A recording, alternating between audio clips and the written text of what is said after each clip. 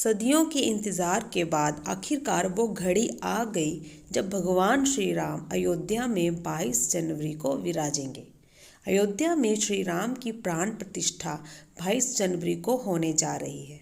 प्राण प्रतिष्ठा को लेकर पूरी अयोध्या नगरी को त्रेता युग की थीम से सजाया जा रहा है। वही अयोध्या के रामलला के साथ ही ओरछा के राजराम मंदिर में भी तैयारियां की जा रही हैं। हालांकि अयोध्या से मध्य प्रदेश के ओरछा की दूरी तकरीबन 450 किलोमीटर है, लेकिन इन दोनों ही जगहों के बीच गहरा नाता है। जिस तरह अयोध्या के रग रग में राम है, ठीक उसी तरह ओरछा की धड़कन में भी राम विराजमान है। राम यहाँ धर्म से परे हैं। हिंदू हो या मुस्लिम, दोनों के ही वे आराध्य हैं। अयोध्या और ओरछा का करीब 600 वर्ष पुराना नाता है।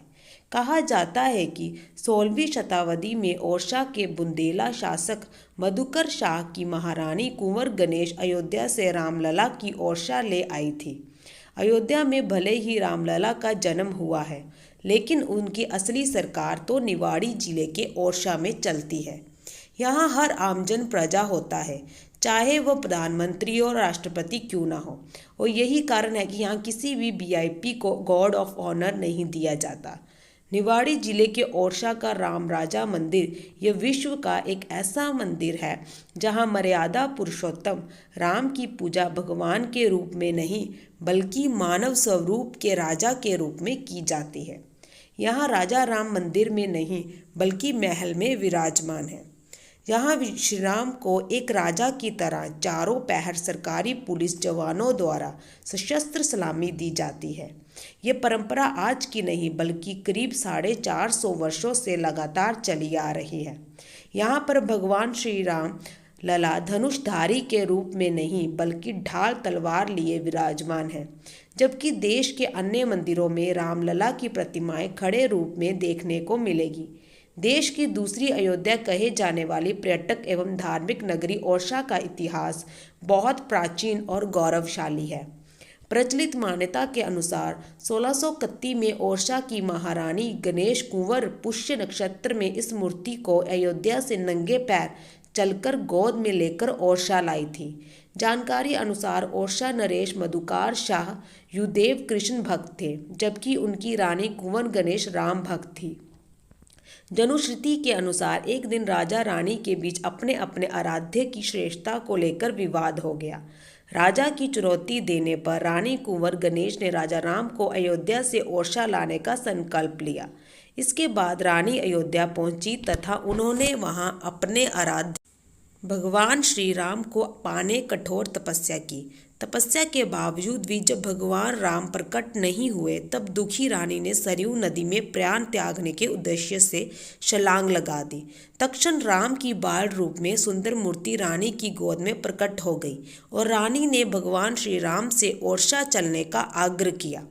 राम भी उनकी बात को मान गए, लेकिन उन्होंने अपनी 3 शर्तें रख दी।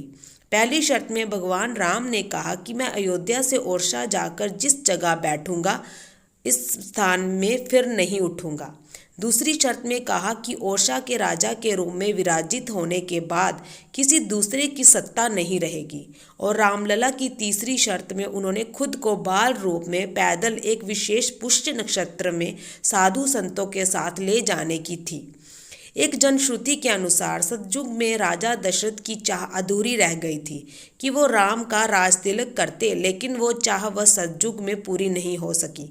ऐसी मान्यता है कि उस अधूरी चाह को पूरा करने के लिए राजा दशरथ के रूप में ओरछा महाराज मधुकर शाह युदेव एवं माता कौशल्या के रूप में महारानी कुंवर गणेश ने कलयुग में जन्म लिया और सतयुग की अधूरी चाह कलयुग में पूरी हुई।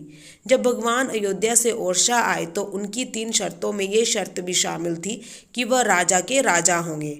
उसी शर्त अनुसार भगवान के ओरछा आगमन पर मधुकर शाह युदेव एवं रानी कुंवर गणेश द्वारा भगवान की स्थापना पूरे राजकीय सम्मान के साथ राजा के रूप में राजतिलक कर ओरछा में की गई थी।